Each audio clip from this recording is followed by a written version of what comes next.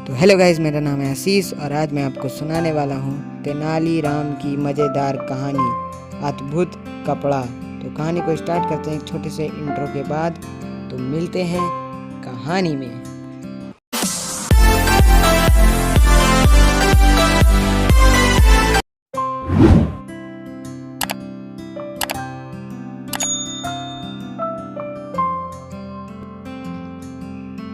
एक समय की बात है, राजा कृष्णदेव राय विजयनगर में दरबार लाकर बैठे थे। उसी समय दरबार में एक सुंदर महिला एक बक्सा लेकर आई।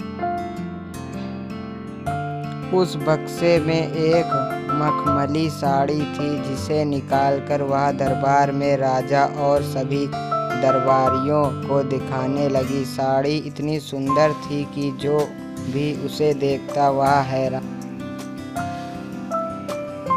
रह जाता।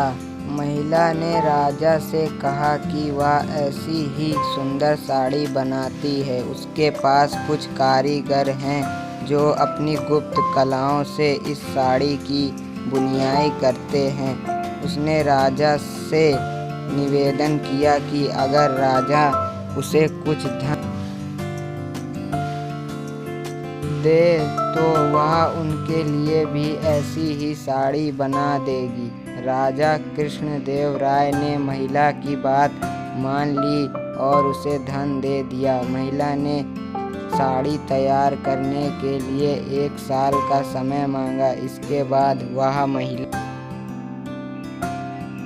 साड़ी बुनने वाले अपने कारीगरों के साथ राजा के महल में रहने लगी और साड़ी की बुनाई करने लगी। इस दौरान उस महिला वह कारीगरों के खाने पीने से लेकर तमाम खर्चे राजमहल ही उठाता था। इसी तरह 1 साल का समय निकल गया। फिर राजा ने अपने मंत्रियों को उस साड़ी को देखने के लिए उस महिला के पास भेजा। जब मंत्री कारीगर के पास गया तो वह देखकर हैरान रह गया। वह 2 कारीगर बिना किसी धागे या कपड़े के कुछ बुन रहे थे। महिला ने बताया कि उसके कारीगर राजा के लिए साड़ी बुन रहे हैं, लेकिन मंत्रियों ने बताया कि उन्हें कोई साड़ी दिखाई नहीं दे रही है। पर उस महिला ने कहा कि यह साड़ी सिर्फ वही लोग देख सकते हैं जिनका मन साफ हो और जीवन में उन्होंने कोई पाप न किया हो। महिला की यह बात सुनकर राजा के मंत्री परेशान हो गए। उन्होंने बहाना बनाते हुए उस महिला से कहा कि उन्होंने वह साड़ी देख ली है और वो वहाँ से चले गए। राजा के पास वापस आकर उन्होंने कहा कि वहाँ साड़ी बहुत ही सुंदर। राजा इस बात से काफ़ी खुश हुए। अगले दिन उन्होंने उस महिला को वहाँ साड़ी लेकर दरबार में हाजिर होने का आदेश दिया। वह महिला एक बक्सा लिए हुए अपने कारीगरों के साथ अगले दिन दरबार में आ गई। उसने दरबार में बक्सा खोला और सबको साड़ी दिखने लगी। दरबार में बैठे सभी लोग बहुत हैरान थे, क्योंकि राजा सहमत किसी भी दरबारी को कोई साड़ी नहीं दिखाई दे रही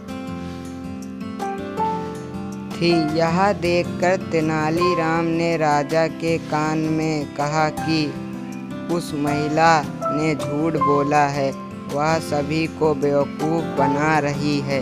इसके बाद तेनालीराम ने उस महिला से कहा कि उन्हें यह दरबार में बैठे किसी भी दरबारी को यह साड़ी दिखाई नहीं दे रही है। तेनालीराम की यह बात सुनकर महिला ने कहा कि यह साड़ी सिर्फ उसी को दिखाई देगी जिसका मन साफ होगा और उसने कोई पाप न किया हो। महिला की इस बात को सुनकर तेनालीराम के मन में एक योजना आई। उन्होंने उस महिला से कहा, राजा चाहते हैं कि तुम खुद उस साड़ी को पहनकर दरबार में आओ और सभी को वह साड़ी दिखाओ। तेनालीराम की यह बात सुनकर वह महिला राजा के सामने माफ़ी मांगने लगी। उसने राजा को सब सच सच बता दिया कि उसने कोई साड़ी नहीं बनाई है, वह सबको मूर्ख बना रही थी।